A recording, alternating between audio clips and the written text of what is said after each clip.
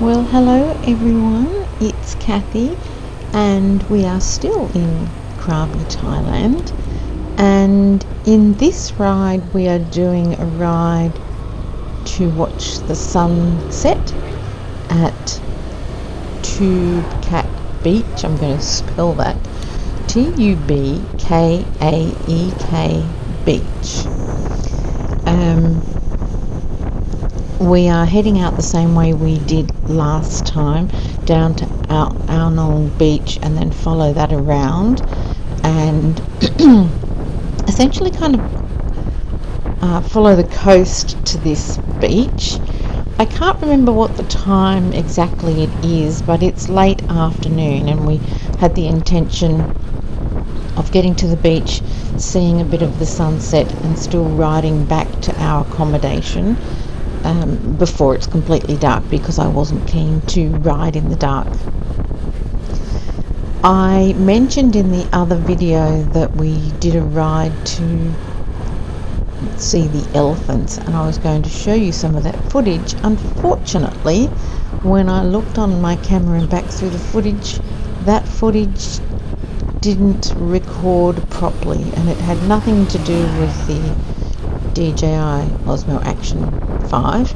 It had to do with a bit of user error, but that's okay. So this is the only other video that I have from our time in Krabi. I mentioned that we were here for a friend's birthday. So along with the couple of rides that we did, the other things that we did on this trip were obviously going out and eating delicious food and having massages. We did an island hopping tour, which was fabulous.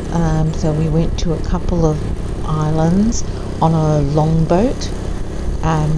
We got stuck in a little bit of a storm and bad weather. The captain or skipper of the longboat was amazing, keeping us upright in the right way up, because it was really rough. It was raining. We were getting pelted with rain, and it's crazy how these storms just happen all of a sudden, and then they're gone within about 15 to 20 minutes. So we rode out the storm, but it was a bit of an adventure. So we did that activity.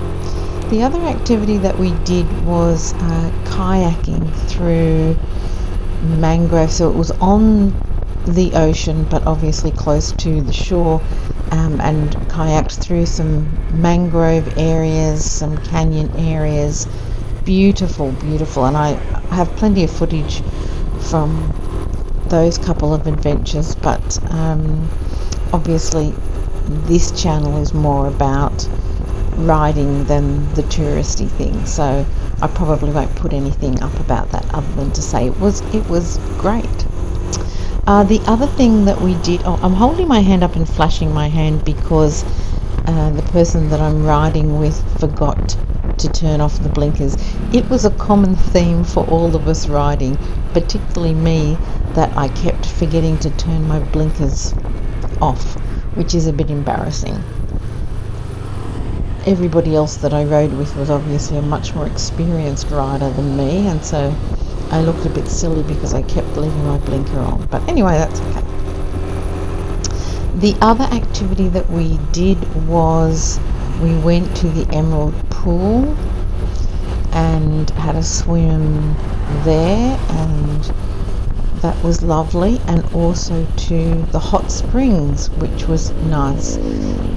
The hot springs had two or three different pools that were different temperatures, and you could obviously just hop through each of those pools as you liked, and have a shower with the cold if it got a bit hot for you. So that was nice. But the other part of it was more of a natural river with, I think, natural spring water in it, or hot spring water in it, but it was only mildly temperatured, and that was lovely, except it was a little bit of a rock climb to get there. Managed to cut my foot a couple of times on the rocks, but once you got there and sat in, it was lovely. So I would recommend the natural springs area. The Emerald Pool, although it was lovely, it was very busy and it felt a little bit more touristy, which it is. And the other final thing that we did was we went to the Monkey Cave Temple. Was it like Monkey or Tiger Cave? Tiger Cave, sorry. Tiger Cave Temple. And there you can climb up the 1,200 steps to the top, take a photo. A couple of us did that. I did not do that because I didn't have the right shoes and I wasn't sure that I could make it. But I did do the first couple of hundred and then back down again, just because I like the exercise. One of the things you have to be mindful of there, though, is the monkeys.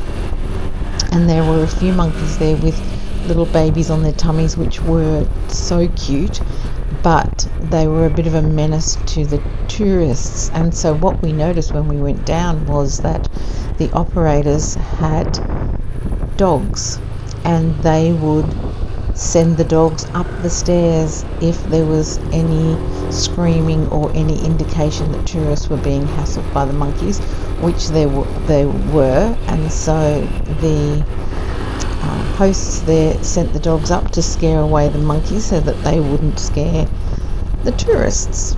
So all very interesting. The temple that was at ground level, not up the top, was beautiful, and it was beautifully painted inside, because you started on the left hand side and you walked around the temple on the inside, and it told the story of how the temple came to be. So that was worth a visit as well. Not expensive to go in there, just lovely. So there was those lots of activities, and the final activity that we did, apart from relaxing by the pool, was we had the birthday dinner up at the Hilltop restaurant, which is obviously up on a hill, and they recommend you arrive about 5:30 so that you can watch the sunset from the top of the hill and out from the restaurant. And it was beautiful, just beautiful to watch.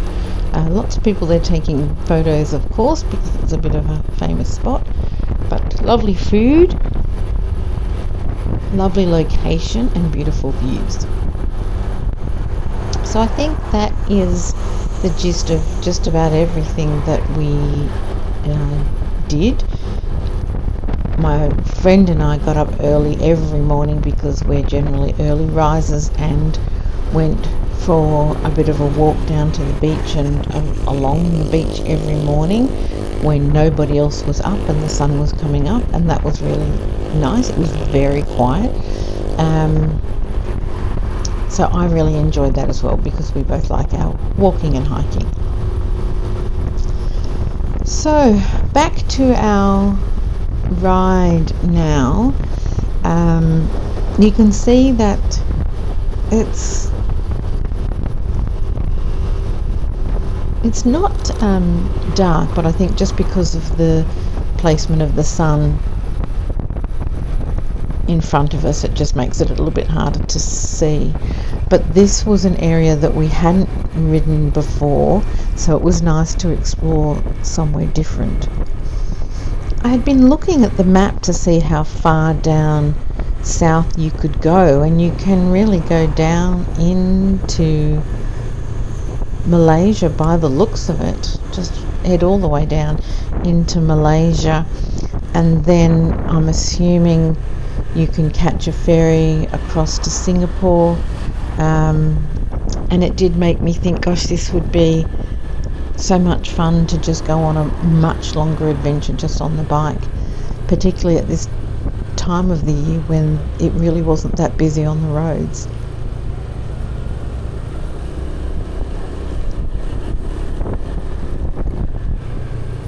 I'm assuming though when you got to as far as Malaysia, it would start to get busy because it's a much, and KL, it's a much bigger city, and so potentially it would be busier. The other thing that's quite ironic about this trip to Thailand is that my eldest brother actually lives in Thailand now. He lives northeast of Bangkok, so about a 4-hour drive apparently from, if not more, from where we are. And had I had enough time, I would have flown from Krabi to Bangkok and headed out there to visit him.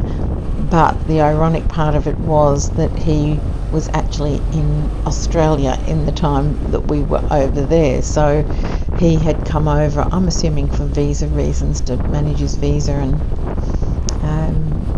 do some other bits and pieces. But he lives in Thailand now permanently.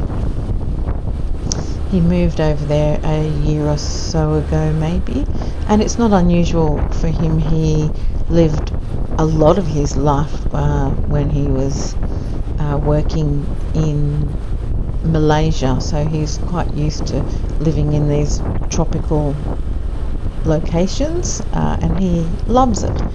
But anyway, it was just a good excuse now for me to go back to Thailand to visit him at some point, which would be nice.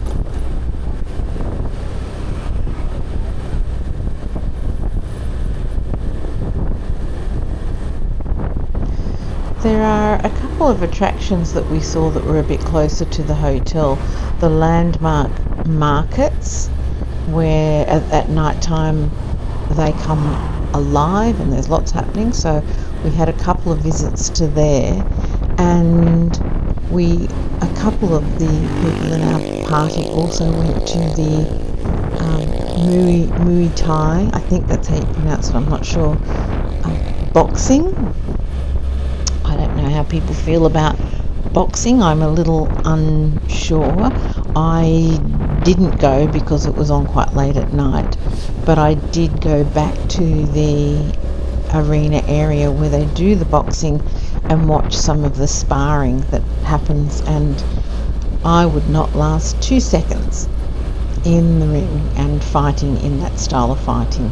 There's obviously a lot of kicks and high kicks. I think I would pop a hip if I tried to do any of that, but it was amazing to watch people fighting that way, and the level of skill and strength that they have. They were amazing. So that was another entertaining thing. In terms of holidays coming up for me, the next adventure for us is Nepal. So that's exciting. That is in October. And I've mentioned before that I've picked a 1-day tour out of Kathmandu on the bike after I've gone on my hiking tour. So I will most definitely take my camera along for that. And try and make sure that I capture a little bit more than I seem to have captured for this trip. I think if I had my time again, I would hire the scooters for more than 2 days. I think it would be fun to just open up the map and pick some locations on the map and just go for an explore each day to find that location, especially at this time of the year when it's not so busy.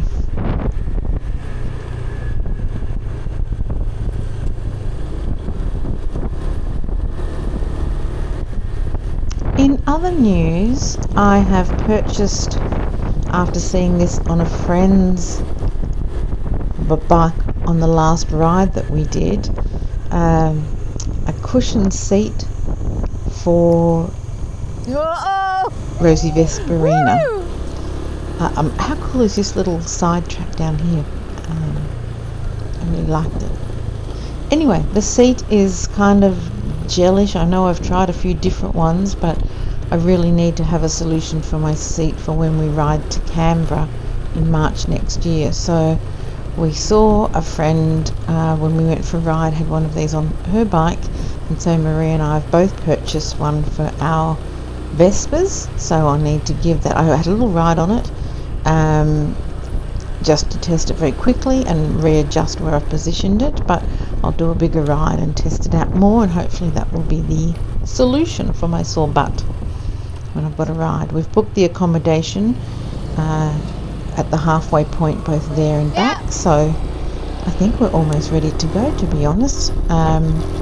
Marie has mapped out how to get there and has sent me a GPX file which I need to load into my Garmin, which I will try and get done soon.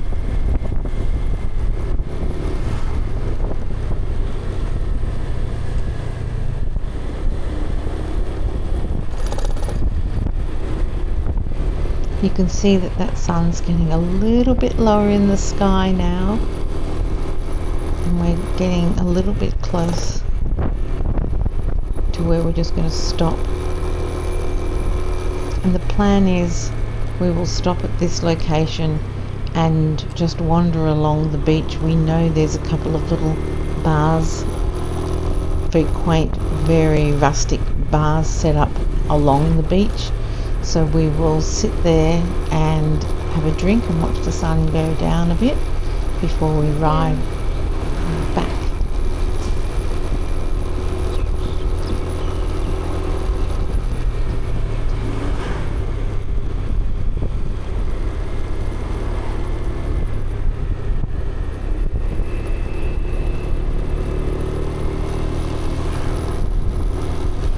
I think you can see my speed limit, I think, is only around 40 or 50 kilometres an hour.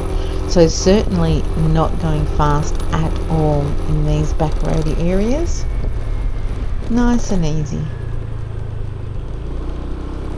And the good thing about riding at those kinds of speeds is, you know, I'm always checking my mirrors to see whether there's anybody behind me, but it still gives me an opportunity just to look around at the scenery while I'm riding, which I love to do.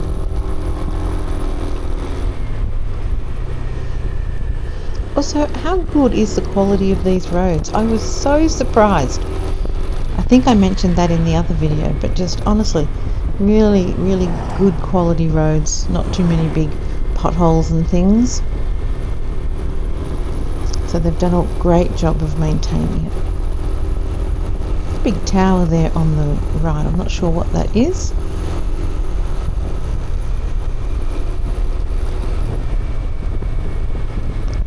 Any minute now we will pull into the left down this little driveway to a private parking area that you're meant to pay for, but I think if you buy a drink you can park there for free, which is what we did. So we've arrived. You can just see out onto the beach and those little islands out the front. I will pop up a photo of the sunset that I captured while we were having a drink as well. Hopefully that will work.